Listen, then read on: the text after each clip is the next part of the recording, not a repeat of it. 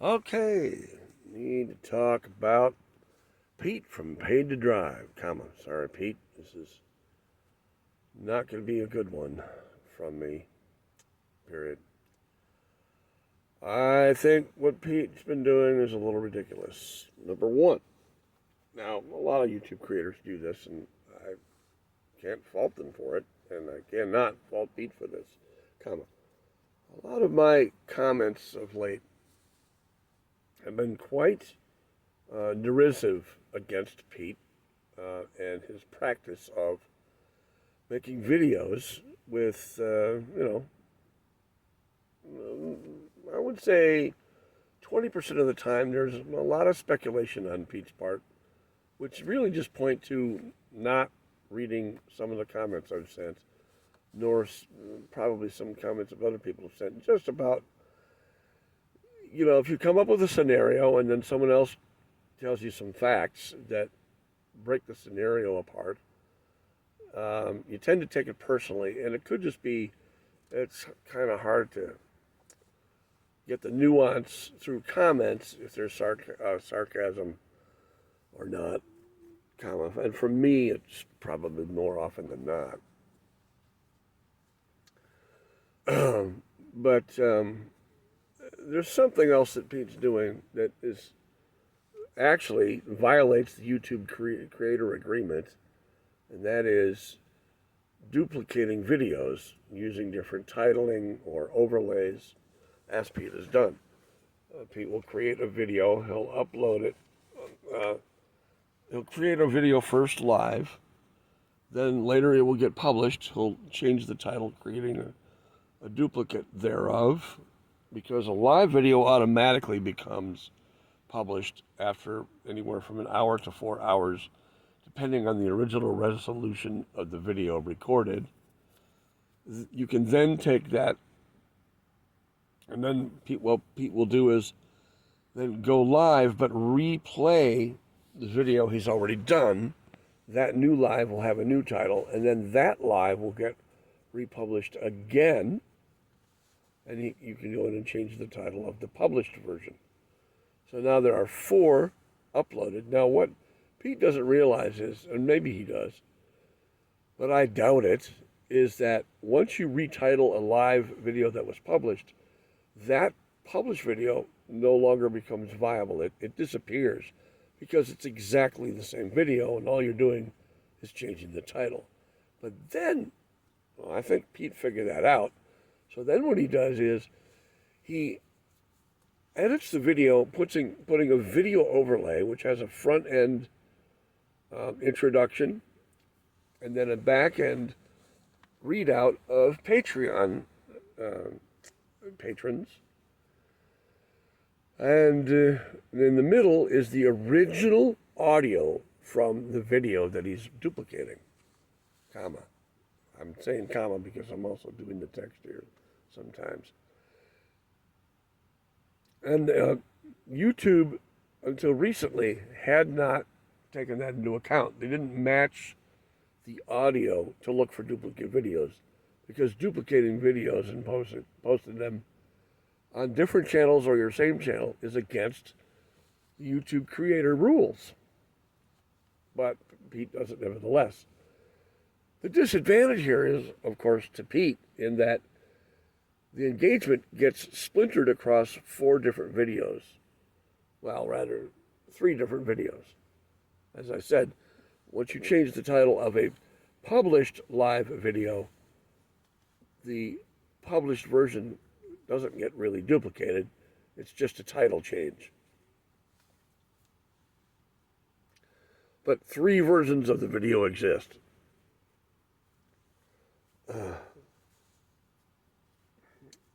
And that is, well, it's too bad. I don't know why he does it. So, back to the part in the beginning, I introduced the missive against Pete, that he tends to speculate quite a bit, and sometimes, maybe 20% of the time, incorrectly. But it seems to me, by the comments of mine, that Pete is holding back. It's quite obvious, and it's easy to check. you just log out and go to YouTube ad supported version, and then if your comments don't show up, you know they're being held back or deleted. Not a big deal. I don't mind my comments being held back or never published. But when it points out flaws in the logic of either the person, say, emailing a story in that Pete will read live, or that speculation based on that story is off base, sometimes really off base, or just not possible, either through technology or logic. These are the kinds of things where, as I described them, I was much more ticked off that Pete was continuing to do the duplicate videos with the overlays. Really, it started out as a friendly warning that YouTube looks for these things, and now they have an audio algorithm that does and will mute or block Pete's channel, which is something I know he doesn't want to have happen, but it will happen. Eventually, YouTube will catch up, and they've been doing it, and they're going to continue to do it. So, a recent video that Pete published today, possibly last night again as well, it's a duplicate, described a situation where a customer sent in to Pete, and there are probably a driver as well. I think the majority of DoorDash, Grubhub, and Uber Eats drivers watch Pete's channel, and not so many customers. But from time to time, we're all customers of one of the platforms. And this was an email describing an experience where they ordered through Grubhub to a non-partnered restaurant, obviously, because they then later from the restaurant received, well, I think it was from the restaurant, received a link from DoorDash, allowed them to track their order through DoorDash. Now, this is common, but this can only happen if the restaurant is a full partner with DoorDash in this example. Let's say someone ordered through DoorDash, a non-partnered to a restaurant. They're just going through their website, going through the motions. DoorDash is either using automated technology to order through the website, or a live person is calling the order live.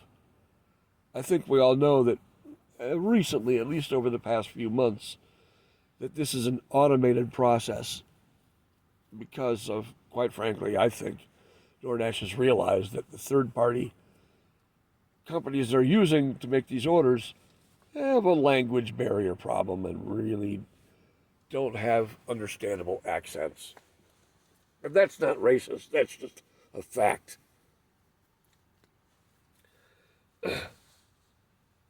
So the example, or the logic that Pete gave on this example of ordering through Grubhub to a restaurant that's not partnered with Grubhub, and then the restaurant being able to either by automation, corporate level, or by the individual restaurant deciding, hey, our own delivery drivers, if they have them, can't make the demand, so we're going to pass this on to DoorDash, which is perfectly fine, but it's automated, and any tip made up front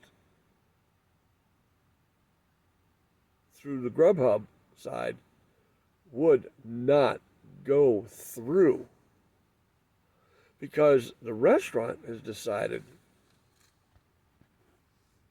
I'm sorry, I did say that wrong. I don't have an edit marker, so I'm going to retract what I just said. If someone orders through Grubhub on the restaurant side, where it's done automated or through manually calling the order in to the restaurant, a tip that someone would send through Grubhub, they're essentially acting on behalf of a person. So Grubhub has the credit card information and uses that and transfers it to the website. So any tip that was made may or may not be able to be transferred from the Grubhub automated system into the website. It really depends on how good the automation is. And quite frankly, it depends on probably either protocol or maybe some honesty on the part of Grubhub in this case, of communicating what the tip is. Because it's done manually. And it would have to be communicated to the restaurant. And the restaurant's not going to get this tip, as far as we know.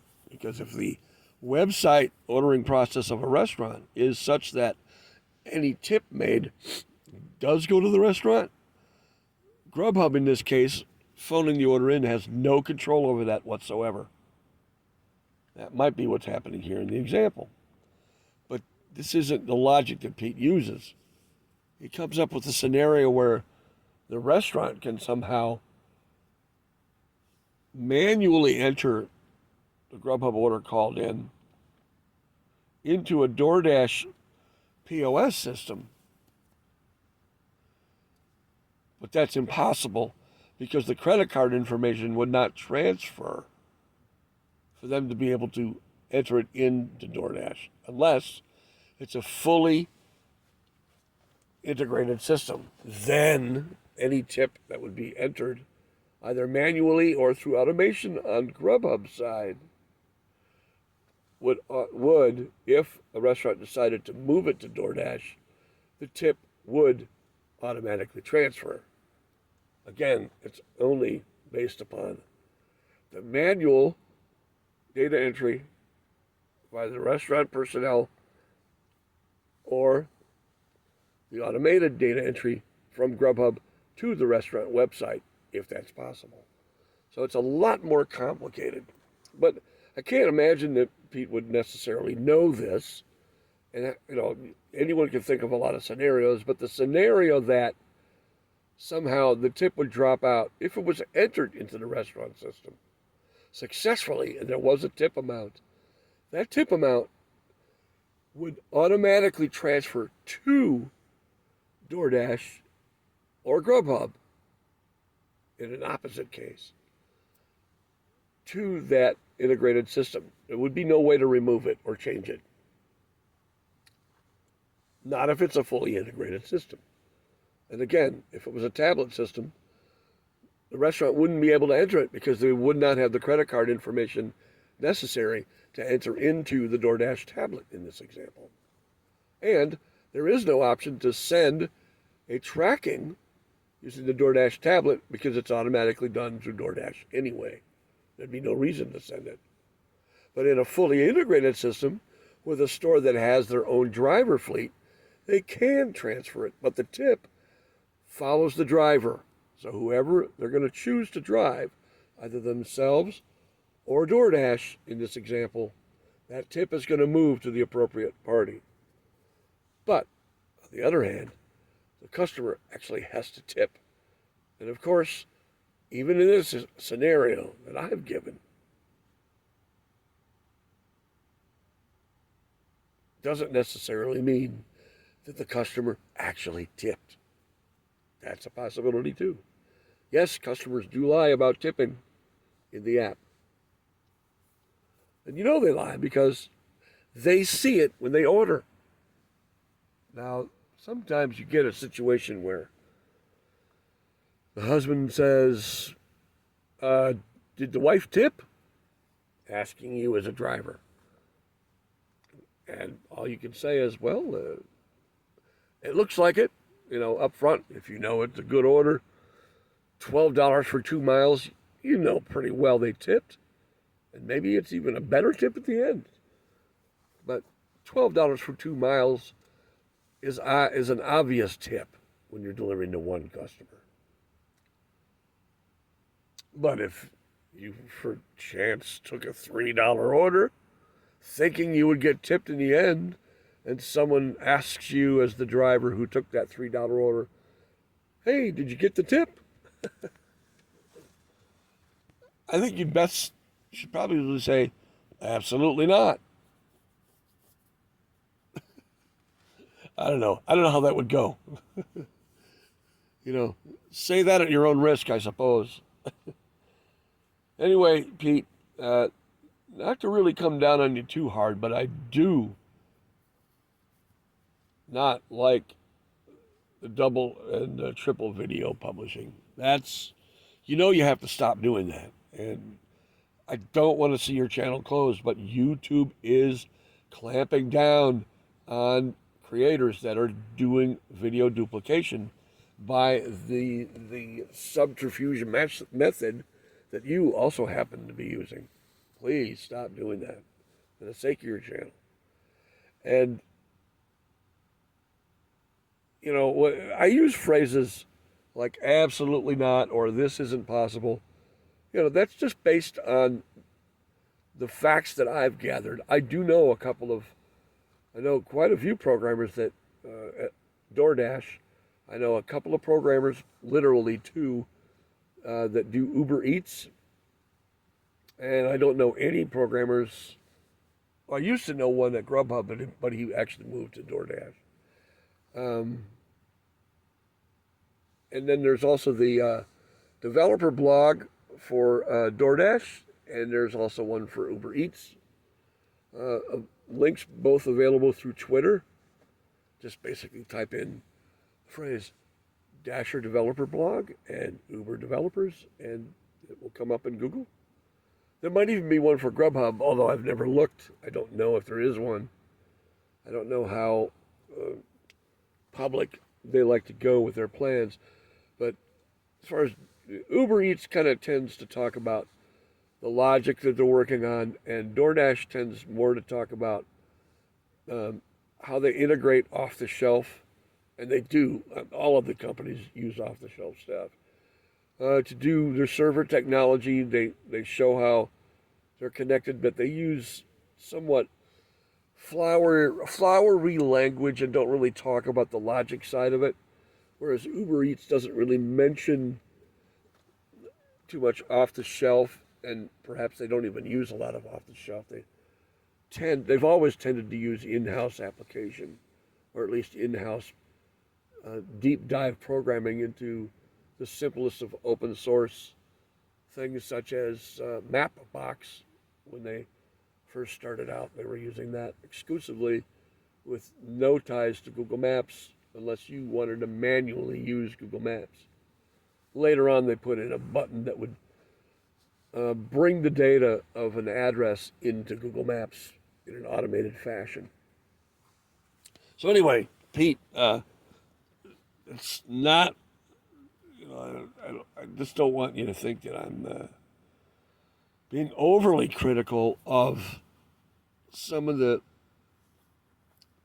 logic you use and the scenarios you come up with. I think it's just because you're reading so many emails and seeing so many stories that a lot of this stuff can just blend together and seem like it's so similar that it just has to be the same thing as the email I read 2 weeks ago. Anyway, also too, you're tending to publishing some videos by not commenting in the title that it's not a new publish, but it is a review of a previously published video, or like, I read listener comments in this video, something that indicate that in the title that we're not going to hear either a rehash, and then also the video duplication. Just please stop doing that. Just nobody wants to see your channel go dark, and then you have to manually go through all of your videos and delete all the duplicates. YouTube will not do it for you, and then they'll turn your channel back on once they see that you've eliminated the duplicates. Don't do that busy work for yourself. Start doing it now, of course, but you don't want to have your channel go dark and then have to do it.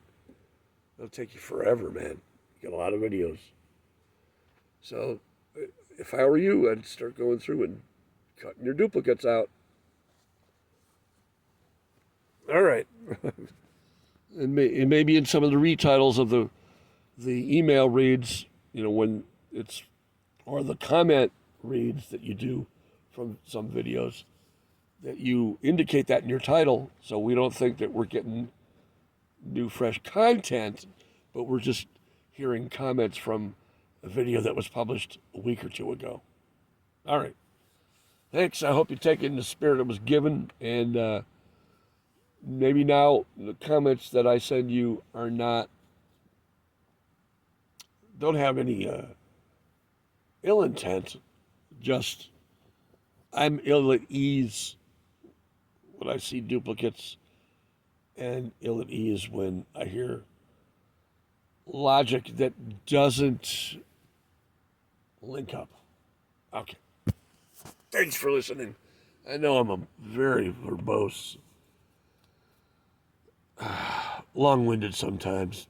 Who knows? Perhaps I might even go in and edit this video, but don't count on it.